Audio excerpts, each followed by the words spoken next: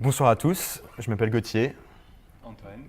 et ce soir on va vous parler de l'exploitation des données du grand débat avec Elasticsearch. Donc déjà un petit rappel pour ceux qui ne se souviendraient pas, le grand débat national, qu'est-ce que c'était? Donc suite à la crise des Gilets jaunes notamment, le président de la République avait décidé d'organiser une grande consultation assez inédite à l'échelle française. Et donc il a posé des questions à nos concitoyens au travers de 4 grandes thématiques. Donc la fiscalité, les dépenses publiques, l'organisation de l'État, la transition écologique et la démocratie. La consultation a été initiée en décembre, elle a duré 2 mois du 15 janvier au 15 mars. C'est une consultation qui a eu lieu sur l'ensemble du territoire. Et vous allez voir, justement, le territoire a joué un rôle particulièrement important dans la consultation. Et c'est pour ça que nous, on a choisi de le mettre au cœur de notre outil. On vous le présentera un peu en détail tout à l'heure. Pour faire suite à cette grande consultation, donc il y a eu une phase d'analyse des résultats qui a été conduite par des partenaires choisis par le gouvernement, dont Quam, Opinionway, Roland Berger. En parallèle de cette initiative qu'on peut qualifier d'officielle, il y a différents acteurs qui ont choisi de se saisir des données pour essayer de leur donner un sens, de les exploiter. Et l'Assemblée nationale a été l'un d'eux. Pour ça, elle a organisé un grand hackathon le 23 mars dans ses locaux. Et l'objectif, il était varié. C'était inviter des développeurs, des data scientists, des gens de la société civile pour s'emparer de ces données et essayer de les faire parler un peu. Et c'est dans ce cadre-là qu'Antoine et moi, on a proposé un outil qu'on a appelé démocratie.app et qu'on va tâcher de vous présenter aujourd'hui. Donc il y avait 3 façons de participer au grand débat. Des réunions d'initiatives locales, donc ça c'était organisé dans chaque commune. Les citoyens pouvaient participer à des réunions souvent dans les salles des fêtes. Et à la suite de ces réunions, des comptes rendus étaient proposés par la commune ou par les députés. Deuxième source de données, c'est des cahiers de doléances. Donc chaque mairie avait ouvert un cahier pour le public. On pouvait venir inscrire du texte, proposer des idées, plus les mails envoyés au gouvernement et les courriers physiques reçus. Donc ça, deuxième source de données. Troisième source enfin, c'était le site officiel du Grand Débat, granddébat.fr, où là on avait 2 espaces. Un espace où on pouvait répondre à des questions fermées. Donc par exemple, êtes-vous pour le rétablissement de l'ISF, oui, non? Et un deuxième espace où les questions étaient ouvertes. Donc comme le disait Gauthier, 90 questions où chaque citoyen pouvait répondre avec son langage, ses propres mots et de longueurs variées. Et donc quelques chiffres, on a environ un peu moins de 2 millions de contributions en ligne sur la plateforme Grand Débat, plus de 10 000 réunions locales et un peu moins de 30 000 courriels et courriers reçus. Donc pour être clair, nous, on s'intéresse seulement à la plateforme en ligne du Grand Débat et aux questions ouvertes de cette plateforme, ce qui correspond à environ 5 millions de réponses, de couples questions-réponses. Pourquoi on a choisi de traiter ces données-là? C'est parce qu'elles étaient un peu sous-exploitées dans l'analyse globale, parce que plus difficile à traiter. C'est plus difficile de traiter du texte ouvert que simplement des oui-non et des questions fermées. Et c'est dans ce contexte qu'on a utilisé Elasticsearch pour traiter ces données. Donc pourquoi Elasticsearch? Le premier constat, c'était que les citoyens ne répondaient pas forcément aux questions. Parce qu'en fait, 90 questions, c'est assez large, mais c'est quand même trop peu pour couvrir l'ensemble des sujets importants pour les citoyens. Donc souvent, à une question précise, la personne répondait ce qu'elle voulait, juste pour donner son idée. C'est pourquoi on a décidé de se concentrer à l'échelon réponse. La question vient après, mais on a indexé toutes les réponses ensemble comme une grosse base textuelle et on mène la recherche sur cette base. Deuxième point, pourquoi moteur de recherche? Parce qu'on voulait que, contrairement à d'autres analyses qui peuvent être plus officielles, on ait accès aux réponses des citoyens. Donc ce qui est bien avec le moteur de recherche, c'est qu'on n'a pas une vision globale, enfin on peut avoir une vision globale, mais on a surtout accès à chaque réponse des citoyens, on peut les lire. Donc il y a le côté humain qui est rétabli. Troisième point, vous le verrez après dans la démo, mais il y a toute une partie qui est éléments statistiques et éléments géographiques, donc répartition des réponses par département, etc. Et pour ça, on a bien sûr utilisé les agrégations Elasticsearch. Donc on les verra un peu, mais un grand nombre de types d'agrégations pour couvrir tous les besoins. Et enfin, comme le disait Gauthier, donc le hackathon était fin mars et il a été annoncé 10 jours avant, donc on a dû faire l'app en 10 jours. On connaissait la techno, donc ça allait à peu près, mais disons que Elasticsearch c'était bien pour ça, déployer une app rapidement, la scalabilité selon les pics de visite et indexation pendant les phases du grand débat, Et voilà, donc on utilise Elastic Cloud pour ça.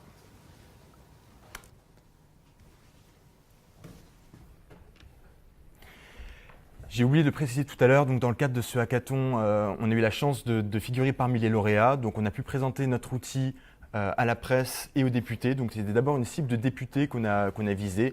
Ils l'utilisaient pour mener les analyses dans leur circonscription de manière très territorialisée. Et après, les publics se sont étendus. On a eu des citoyens, beaucoup, qui ont utilisé notre outil pour mener des analyses sur des sujets très précis qui forcément ne pouvaient pas être dans les comptes rendus officiels. Par exemple, la place du handicap ou de l'agroforesterie. Voilà, des sujets qui sont vraiment très, très ciblés ou sur des zones géographiques très précises. Et maintenant, on est dans une autre phase d'exploitation des données auprès d'acteurs divers, certains acteurs académiques, mais aussi des ministères qui nous ont appelés pour qu'on réfléchisse avec eux ou pour qu'on leur propose des solutions pour savoir quelle est la perception de l'action de leur ministère ou alors une réforme emblématique, comment a-t-elle été perçue dans la population. Maintenant, si on parle de la donnée, qu'est-ce qu'on en fait? Donc d'abord, on récupère nos bases sur le site du Grand Débat, donc ces 4 énormes CSV qui correspondent aux 4 grandes thématiques. Comme l'a précisé Antoine, notre unité d'analyse, c'était le couple question-réponse. Donc cette grande base très horizontale avec beaucoup de colonnes qui correspondent à, pour un individu donné, quelles sont ses réponses à toutes les questions posées. On découpe cette base, on la met verticalement pour avoir une ligne qui correspond à un individu, une question, une réponse. Ça nous facilitait un peu le travail d'analyse pour la suite. Ensuite, toujours en Python, puisque cette première brique, celle d'en haut, est une brique de Python, on ajoute des features. Donc on a fait une petite analyse de sentiments. Bon, on avait assez peu de temps, donc elle est critiquable, elle est contestable, mais malgré tout, on pense qu'elle peut apporter un petit éclairage. On a fait du géocoding aussi, puisque pour chaque questionnaire de citoyen, l'unité qu'on avait, l'indicateur géographique qu'on avait, c'était un code postal. Donc on a simplement associé chacun de ces codes postaux à des latitudes, longitudes pour représenter les réponses sur une carte. Si maintenant on quitte Python pour arriver à Elastic, bon, là, sans surprise, notre logique, ça a été d'abord de choisir des analyzers. On est resté très classique vu le temps qu'on avait, donc Elysion, Stopwords. On a essayé de faire un peu de lowercase, on a essayé de faire un peu de synonymes, mais on avait trop peu de temps pour construire une base de synonymes qui était vraiment pertinente. Donc on a choisi, après modification, de ne pas les utiliser. On a ingéré la donnée dans Elasticsearch et ensuite on a mené l'ensemble de nos requêtes depuis notre framework web, donc Django, qu'Antoine va vous présenter. Oui, donc avant de passer à la démo, quelques mots sur la requête. Donc c'est une requête globale assez classique où on encapsule un match sur le champ analysé avec un fill value factor. Au moins on favorise un peu la longueur des réponses parce qu'il y a beaucoup de réponses qui sont quand même très courtes. Par exemple, en tapant Macron, on avait Macron démission qui revenait une centaine de fois. Donc on a favorisé la taille légèrement. On rajoute aussi des should et des match dans une bool query pour, par exemple, prendre en compte le fait qu'une recherche soit précise ou non. On propose les deux sur le site, recherche précise ou recherche plus large qui prend en compte avec un match phrase l'association des mots entre eux. On gère aussi les filtres dans la requête. Donc, on a donné un petit exemple d'URL. On a 4 types de filtres. On a le filtre par thématique, donc vous pouvez vous restreindre par exemple à l'écologie. Le filtre par recherche large ou précise, comme je viens de l'évoquer. Et enfin, le filtre à l'échelle du département et à l'échelle de la commune. En travaillant en Django, on récupère chaque paramètre dans l'URL et on construit notre requête à la volée. Donc en Python, c'est un dictionnaire de filtres par exemple on ajoute un filtre à chaque fois qu'on découvre un paramètre dans l'URL, on construit une requête globale et on envoie ça dans le front. Pourquoi on insiste un peu sur le côté web? C'est parce que c'est une particularité de l'outil. On voulait qu'il soit accessible à tous et que tout le monde puisse chercher en temps réel et avoir accès à des métadonnées. Donc l'intégration front a été longue aussi, mais on insiste dessus parce qu'on va vous montrer avec les agrégations. On a vraiment essayé de traduire le côté résultat brut Elasticsearch agrégation via un rendu visuel sympa, assez interactif en JavaScript. Enfin, on a essayé. Donc là, par exemple, pour une agrégation de type terms, avec une sous-agrégation qui calcule la moyenne de positivité des réponses par département associée à la requête, on peut obtenir une map, comme vous voyez à droite, où chaque département est associé à un nombre de réponses et la couleur correspond à la positivité des réponses dans le département.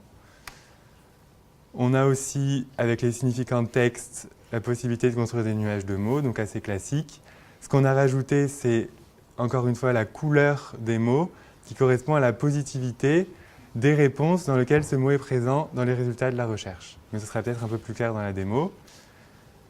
Et un dernier exemple, un terme encore classique qui permet de donner un histogramme de répartition des réponses dans les cadres thématiques. Bon, on va passer à la démo que j'ai ici. Donc, un moteur de recherche comme on a l'habitude de voir. On a aussi mis à disposition les propositions du président de la République pour comparer un peu ce qu'il avait annoncé il y a quelques semaines et l'opinion des Français. Donc on va faire une recherche IA. Ah, bon, j'avais ouvert IA, donc ça va. Donc ce que je vous disais, il y a deux blocs. Un premier bloc statistique et map, enfin carte, et un second bloc où on a accès vraiment aux réponses brutes des citoyens qu'on peut lire manuellement. Donc là, on voit que 582 citoyens en parlent, ce qui est assez peu. On peut voir que cette thématique est plutôt abordée dans cette requête est plutôt abordée dans la thématique organisation de l'État. Et si on veut comprendre un peu mieux, on peut voir que c'est dans la question « Y a-t-il d'autres points sur l'organisation de l'État et des services publics sur lesquels vous souhaiteriez vous exprimer ?» Donc on voit que c'était bien sûr, on peut s'y attendre, pas une question type sur l'IA, et les citoyens en parlent de façon un peu détournée dans des questions ouvertes. Et notamment comme source d'inspiration pour l'État qui pourrait utiliser l'intelligence artificielle pour améliorer ses process et son efficacité. C'était un peu l'idée des contributions. On a une répartition des réponses dans le temps. Alors on a toujours ce pic au début qui est simplement lié à l'engouement provoqué lors de l'ouverture de la plateforme en ligne. Et après, voilà, on peut voir l'évolution des contributions au fil du temps. Les thèmes associés à IA, on retrouve artificiel, intelligence, data, robotique. On peut cliquer sur un mot pour plonger dans la recherche. Donc si on cliquerait sur robotique, on aurait IA robotique. Et là, donc moins de réponses, mais des réponses plus en lien avec la requête globale. Les types de répondants, on pouvait en fait soumettre un formulaire sur le site en tant que citoyen, en tant qu'élu ou en tant qu'organisation. Mais dans la plupart des cas, c'est des citoyens qui ont répondu, donc c'est la majorité des réponses qui proviennent de citoyens. On a ensuite une carte qui est assez utile, notamment pour au niveau local, c'est la densité de réponses. Donc en fait, ça permet de voir dans quel département on a plus parlé d'IA proportionnellement au nombre de réponses dans le département. Donc on retrouve bien sûr l'Île-de-France, l'Essonne, Sophia Antipolis, les Alpes-Maritimes. Voilà pour la map. On a une répartition géographique plus simple avec simplement des points qui, selon la taille, correspondent au nombre de réponses en brut. Donc un peu moins exploitable parce que ce n'est pas proportionnel au nombre de réponses, mais ça permet d'avoir une vision assez classique des métropoles qui parlent du thème. On a enfin l'analyse de sentiments. Alors, un petit point sur l'analyse de sentiments. C'est un sujet assez controversé, on va dire. Donc, on ne parle pas de sentiments bruts. C'est-à-dire qu'on calcule pour chaque réponse un score entre 0 et 1 de positivité. On agrège au niveau des réponses. Mais ce qu'on fait à la fin, c'est qu'on compare seulement deux scores entre eux. Donc, un département bleu par rapport à un département rouge, ça signifie qu'on est plus positif dans le département bleu que dans le département rouge. Mais ça ne veut pas dire en soi qu'un département bleu est positif. J'espère que c'est clair. Voilà pour les sentiments. Donc ça, c'était la partie un peu vision globale statistique. Et en deuxième partie, on a là le détail des réponses. Donc vous voyez la question, en qui faites-vous le plus confiance pour vous faire représenter dans la société? Et la réponse du citoyen qui traite d'intelligence artificielle. Je voulais juste vous montrer ces guests. Donc là, on a accès à toutes les réponses, classées par thématique. On peut à la fin télécharger tous les résultats associés à la requête. Donc ça, c'était une demande qu'on avait notamment de chercheurs qui voulaient, après coup, avoir la liste des résultats associés à la requête et retraiter les données par eux-mêmes. Donc on peut tout télécharger librement. Et enfin, en cliquant sur « Ouvrir » à côté d'une réponse, on accède, si ça charge, à l'ensemble des réponses de ce citoyen-là, donc dont le code postal est 35 131, et avec l'ensemble des questions et des réponses de ce citoyen. Dernier point rapidement, On peut filtrer par département, commune ou circonscription pour les députés. Si je tape Paris, par exemple, 75, là, on n'a plus que 53 réponses et on retrouve la même page limitée au scope Paris. Donc avec la map qui est seulement sur Paris et les réponses parisiennes sur l'intelligence artificielle. Voilà pour la démo. Merci de votre attention. Merci.